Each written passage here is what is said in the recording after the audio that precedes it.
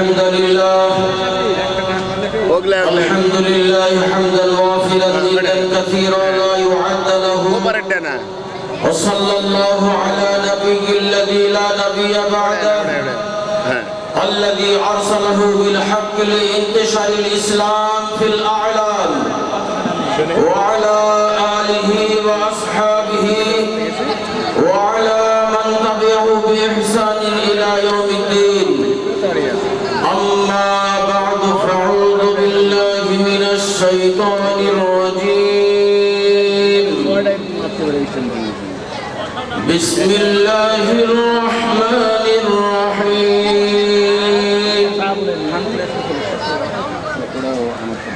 إنما المؤمنون الذين إذا ذكر الله وجلت قلوبهم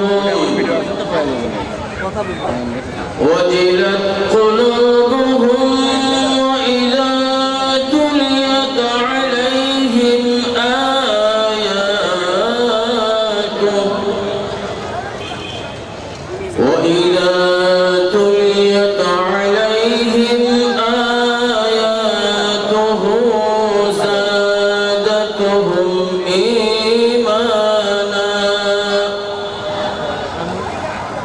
زادتهم إيمانا وعلى ربهم يتوكلون. وعن أبي هريرة رضي الله تعالى عنه قال قال رسول الله صلى الله عليه وسلم الحياء من الإيمان والإيمان في الجنة والبجاء من الجفا والزفا في النار. رواه الترمذي. দুই দিন ব্যাপী তাফসীরুল কোরআন মাহফিল কিশোরহাট ব্যবসায়ীদের উদ্যোগে আয়োজিত সমাপনী দিবসে সম্মানিত প্রধান অতিথি মাননীয় জাতীয় সংসদ সদস্য পবা মোহনপুর 54 রাজশাহী পবা মোহনপুর মাননীয় জাতীয় সংসদ সদস্য জনাব আইনুদ্দিন এমপি, আমাদের মাঝে বিশেষ অতিথি হিসাবে উপস্থিত থাকার কথা। আজকের এই তাফসীরুল কোরআন মাহফিলের সম্মানিত বিশেষ অতিথি অ্যাডভোকেট আব্দুল সালাম, সম্মানিত সভাপতি মোহনপুর উপজেলা আওয়ামী লীগ ও চেয়ারম্যান মোহনপুর উপজেলা পরিষদ, জনাব মোহাম্মদ মফিজউদ্দিন কবিরাজ, সাধারণ সম্পাদক মোহনপুর উপজেলা আওয়ামী লীগ ও অধ্যক্ষ মোহনপুর সরকারি কলেজ, জনাব মোহাম্মদ শাহিদুজ্জামান শহীদ ভাই, যুগ্ম সাধারণ সম্পাদক মোহনপুর উপজেলা আওয়ামী লীগ ও মেয়র অভিভাবক কিশোরহাট পৌরসভা, সম্মানিত সহসভাপতি বৃন্দ, আমাদের মাঝে সহসভাপতির দায়িত্ব পালন করছেন লালস আলিম মাদ্রাসার সম্মানিত অধ্যক্ষ বিশিষ্ট আলেম দ্বীন জনাব হযরত মাওলানা BAM মানসুরুর রহমান, অন্যান্য সহসভাপতি বৃন্দ, আমন্ত্রিত উলামায়ে কেরাম, দিনদার পরিষ্কার মুসলমান ভাইরা, পর্দার আড়ালের মা ও বোনেরা, সকল প্রশংসা আল্লাহর জন্য। আমরা পড়ছি আলহামদুলিল্লাহ। দরুদ ও শান্তি নাযিল হোক বিশ্ব মানবতার মহান শিক্ষক, যে নবীকে পৃথিবীতে আগমন করানো হয়েছিল বাশীর ও নাযীর হিসাবে, সকল মানুষকে জান্নাতের শুভ সংবাদ এবং জাহান্নামের ভীতি প্রদর্শনকারী হিসাবে, যে নবীকে প্রেরণ করা হয়েছিল সে মহান নবীর প্রতি দরুদ ও শান্তি বর্ষিত হোক সাল্লাল্লাহু আলাইহি ওয়াসাল্লাম। সম্মানিত উপস্থিতি, ঐতিহাসিক কিশোরহাট উচ্চ বিদ্যালয় মাঠে 2 দিনব্যাপী তাফসীরুল কোরআন মাহফিলের সমাপনী দিবসের প্রধান আলোচক আন্তর্জাতিক খ্যাতিসম্পন্ন মুফাসসির কোরআন জনাব মাওলানা আব্দুল কাইয়ুম মিয়াজি আমাদের মাঝে উপস্থিত হয়েছেন। আমি আপনাদের সামনে কয়েকটি কথা বলবো। আল্লাহ বলেন, ইন্নামাল মুমিনুনা আল্লাযীনা ইযা যুকিরাল্লাহু ওয়াজিলাত কুলুবুহুম। মুমিন তো তারাই যখন তাদের সামনে কোরআন মাজিদ তেলাওয়াত করা হয়, আল্লাহর জিকির হয়, তখন তাদের অন্তঃকরণ প্রকম্পিত হয়। তাদের সামনে যখন কোরআন তেলাওয়াত হয়, তাদের ঈমান বেড়ে যায় আর এরা আল্লাহর উপরেই ভরসা করে। হযরতে আবু হুরায়রা বলেন, বিশ্বনবী মুহাম্মদুর রাসূলুল্লাহ সাল্লাল্লাহু আলাইহি ওয়াসাল্লাম বলেছেন, আল হায়া মিনাল ঈমান ওয়াল ঈমানু ফিল জান্নাহ। লজ্জা শরম ঈমানের অংশ, ঈমানদার লোকেরাই জান্নাতে যাবে। ওয়াল ফাজা মিনাল জুফা, বেহায়াপনা নির্লজ্জার একটি অংশ, আর এরাই জাহান্নামে যাবে। হাদিসটি তিরমিজিতে বর্ণনা করা হয়েছে। হযরত আনাস বলেন, রাসূল আকরাম সাল্লাল্লাহু আলাইহি ওয়াসাল্লাম বলেছেন, মান সাল্লা সালাতানা ওয়াস্তাকবালা কিবলাতানা ওয়া আকালা যাবিহাতানা ফাযালিকাল মুসলিম আল্লাযী জিল্লাতুল্লাহি ওয়া জিল্লাতু রাসূলিহি ওয়া মুসলিম। বিশ্বনবী বলেন, যে ব্যক্তি আমাদের মতো সালাত, আমাদের তরিকায়, আমাদের পদ্ধতিতে সালাত আদায় করে, কত মডেল 750 আর ওয়াকালা যাবিহাতানা, আমাদের পদ্ধতিতে পশু জবাই করে ভক্ষণ করে, আর যারা কিবলাকে কিবলা মনে করে, যাদের মধ্যে 3টি গুণ বিদ্যমান আছে, নবী বলেন এরাই মুসলিম।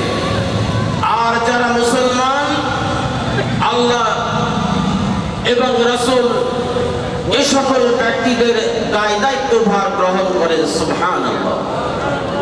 হযরতে জুয়াইরা বলেন, বিশ্বনবী আমাকে লক্ষ্য করে বললেন, হে জুয়াইরা, আরবান ফিকা ফালা আলাইকা ফিদ দুনিয়া। যদি তোমার মধ্যে 4টি গুণ বিদ্যমান থাকে, গোটা পৃথিবী যদি তোমার বিরুদ্ধে বিরুদ্ধচারণ করে, তোমার কিছু যায় আসে না।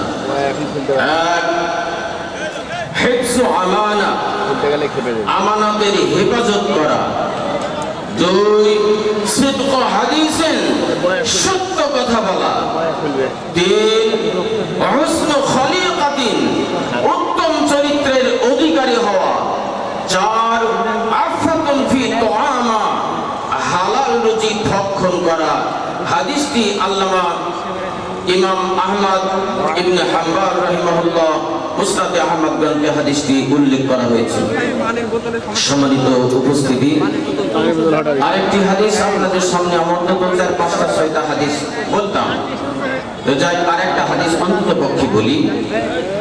রাবি হযরতে আনাস রাদিয়াল্লাহু তাআলা আনহু, এই হাদিসটি মুসনাদে আহমদ গ্রন্থে উল্লেখ করা হয়েছে।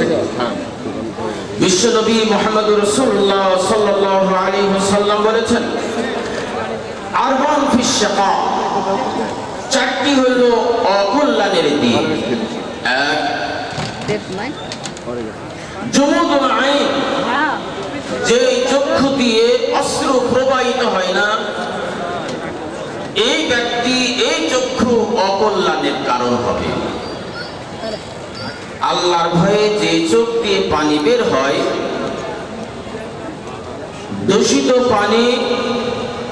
দূষিত পানি যতগুলো শরীরে থাকে, এই পানিগুলো আল্লাহর ভয়ে কান্নার কারণে এই পানিটা যখন চোখ দিয়ে গড়িয়ে পড়ে যায়, তখন তার চোখের পাওয়ার আল্লাহ তাআলা বৃদ্ধি করে দেয়। এই জন্য ওটা কত মডেল? আমি আপনাদের বলবো, সাহাবায়ে কেরাম রাদিয়াল্লাহু তাআলা আনহুম, তাদের চরিত্র ছিল দিনের বেলায় উটের পিঠে, রাতের বেলায় জায়নামাজ।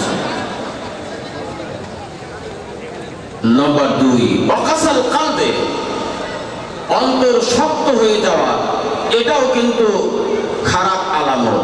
নম্বর 3, তাউলুল আমাল, লম্বা আশা করা, আমি আরো 50 বছর বাঁচবো, ঢাকার গুলশানে বাড়ি করব 10 তলায়, অমুক জায়গায় এততলা, ইত্যাদি আশার আর শেষ নেই। এই জন্য তাউলুল আমাল, লম্বা আমল করা, এটা অকল্যাণের কারণ। 4 নম্বর হলো ওয়াহারসুন ফিল দুনিয়া বি হওয়া, অর্থাৎ দুনিয়ার প্রতি আকৃষ্ট হওয়া। এই 4টি গুণ অকল্যাণের গুণ। সম্মানিত ভাই বোনেরা, আর কথা না বাড়িয়ে আমি আপনাদের কাছে এই কথা বলে শেষ করে দিতে চাই। আসুন, আমরা আরো কথা বলার কথা ছিল, আমি আর বলতে পারছি না, সময় নেই। সম্মানিত উপস্থিতি, আমরা এই পৃথিবীতে এসেছি, এই পৃথিবী থেকে একদিন চলে যাব, এতে কোনো সন্দেহ নেই, এতে কোনো সন্দেহ নেই। আপনারা হয়তো বা যাই বলেন না কেন, আমি আর একটা যেন হাদিস না বললে হচ্ছে না। হযরতে উম্মে হাবিবা রাদিয়াল্লাহু তাআলা আনহা, আল্লাহ রাসূলের স্ত্রী, দ্বিতীয় স্ত্রী। প্রথম স্ত্রী হযরতে খাদিজাতুল কুবরা রাদিয়াল্লাহু তাআলা আনহা। তার ইন্তিকালের পরে তিনি দ্বিতীয় বিবাহ করেছেন হযরতে উম্মে হাবিবা। তিনি একদিন দোয়া করছেন, আল্লাহ, আমার স্বামী মুহাম্মদুর রাসূলুল্লাহ সাল্লাল্লাহু আলাইহি ওয়াসাল্লাম, আমার পিতা আবু সুফিয়ান, আমার ভাই মুয়াবিয়া রাদিয়াল্লাহু তাআলা আনহু, এই 3 জনের হায়াতে তাইয়্যিবা আল্লাহ তুমি দান করো, দীর্ঘজীবী করো, আর আল্লাহ দুনিয়াতে আমাকে সম্পদশালী করো। এই কথা শোনার পর উম্মে হাবিবাকে লক্ষ্য করে নবী বললেন, হে উম্মে হাবিবা, তুমি যত দোয়া করেছো সবগুলোই মূলত ক্ষণস্থায়ী, সুতরাং তুমি ক্ষণস্থায়ী দোয়া কেন করলে? তোমার বাবার জন্য, আমার জন্য, তোমার ভাইয়ের জন্য দীর্ঘজীবী হও, এটা কামনা করলে তুমি দোয়া করলেও আমাদের বয়স যত আছে তাই হবে, একটু আগেও আমাদের মৃত্যু হবে না, একটু পরেও মৃত্যু হবে না। তুমি সম্পদ হতে চাইলে, সম্পদশালী হতে চাইলে তুমি কেন টাকা পয়সা চাইলে?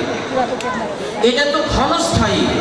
বরং এই ক্ষণস্থায়ী সম্পদ না চেয়ে তুমি যদি আল্লাহর কাছে স্থায়ী 2টি সম্পদ চাইতে, একটি হলো তুমি যদি জাহান্নাম থেকে নাজাত চাইতে, তুমি যদি জান্নাত চাইতে, তাহলে আল্লাহর কাছে সবচাইতে প্রিয় হতো, এটা হলো স্থায়ী হতো। সম্মানিত সুধী মণ্ডলী, আসুন আমরা স্থায়ী সম্পদ পরকাল, দুনিয়া আমাদের শেষ নয়, পরকাল আছে, আর পরকালের পাথর সংগ্রহ করার জন্য আজকে 2 দিন ব্যাপী তাফসীরুল কোরআন মাহফিলে আজকে সমাপনী দিবস। আজকে আমি আপনাদের অনুরোধ জানাবো, সম্মানিত প্রধান আলোচকের দৃষ্টি আকর্ষণ করছি। আমি প্রধান আলোচকের দৃষ্টি আকর্ষণ করে